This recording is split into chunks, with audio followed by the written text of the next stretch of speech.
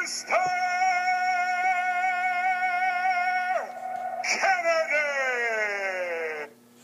Good morning. Welcome back to Geography, Monday, February 8th, 2016. Yesterday, the Denver Broncos won the Super Bowl. Today, we are going to continue on Southwest Asia, Section 2. If you'll turn to page 448,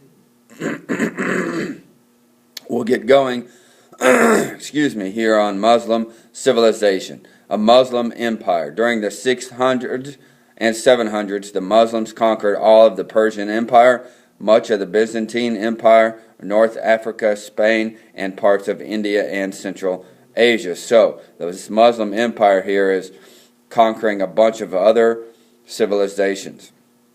So, in 762, the Muslims founded Baghdad, in present-day Iraq, as the capital of the Muslim Empire. The Muslim Empire controlled key trade routes between Asia, Africa, and Europe. One of these was the Silk Road to China. Now, travel and trade brought the Muslim Empire into contact with ideas from around the world. Baghdad became more than a center of Muslim culture and trade. It became a center of learning. Literature and other arts blossomed. Muslim architects built beautiful mosques.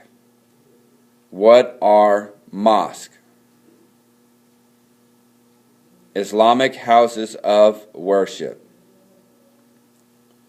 Muslim scientists and mathematicians built on the work of the Greeks and Indians. Their work formed a basis for modern chemistry, physics, and medicine. So we can blame the Muslims for inventing chemistry, physics, and medicine. They also developed algebra.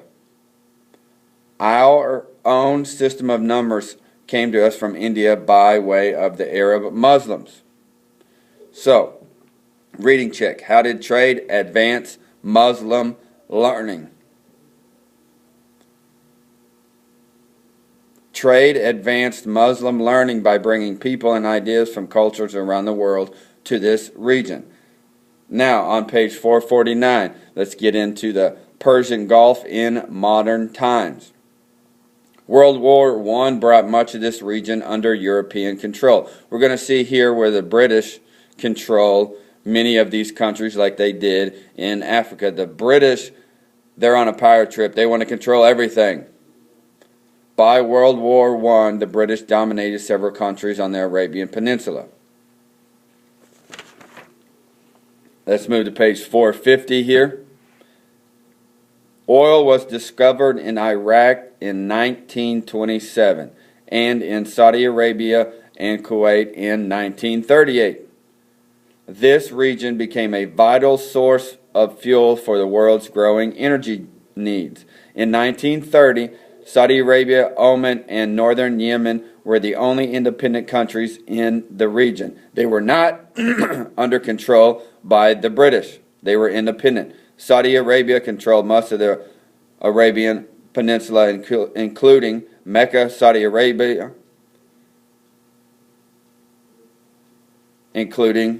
Saudi Arabia is an absolute monarchy. What does absolute monarchy mean? This means that the king has total control over the country and nobody is elected in the government. Britain controlled Iraq and Kuwait. Again, we see the British controlling countries in this region. Now let's go back. Who was independent? Saudi Arabia, Oman, and northern Yemen were independent. Now we're going to see how the leader of Iraq is. Under Saddam Hussein, Iraq became a dictatorship. What does it mean to be a dictatorship? A dictator is a leader who seizes power undemocratically and has complete control over the country. Kuwait, Bahrain, Qatar, The United Arab Emirates and Oman are all monarchies like Saudi Arabia, where the king has control. In 1960, Saudi Arabia, Iraq, Kuwait joined Iran and Venezuela to form OPEC, the Organization of the Petroleum Exporting Countries. This is what happens underneath this organization. This organization helps members agree on a shared oil policy. Often members agree to limit oil production. This keeps the price of oil high, increases their income, so helps make them money. Persian Gulf conflicts. In 1980, under Saddam Hussein, Iraq invaded Iran's oil-rich land. What do you think Iraq was looking for? Oil. The United States quietly supported Iraq. The Iran-Iraq war dragged on for 8 years at a high cost. It ended without a clear winner in 1988. Then Iraq invaded Kuwait in 1990. The United States and other nations went to war with Iraq. The United States and its allies means friends, wanted to defend Kuwait's independence. They also wanted to protect the world's oil supplies.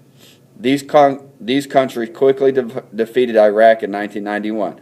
They drove Iraqi troops out of Kuwait. In 2003, President George W. Bush claimed that Iraq was a threat to the region and the world. He claimed that Iraq had weapons of mass destruction. Later that year, the U.S. and some allies again went to war with Iraq.